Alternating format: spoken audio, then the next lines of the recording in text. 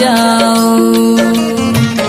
ममता मयी माँ हे जगदम्बे, मेरे घर भी आ जाओ।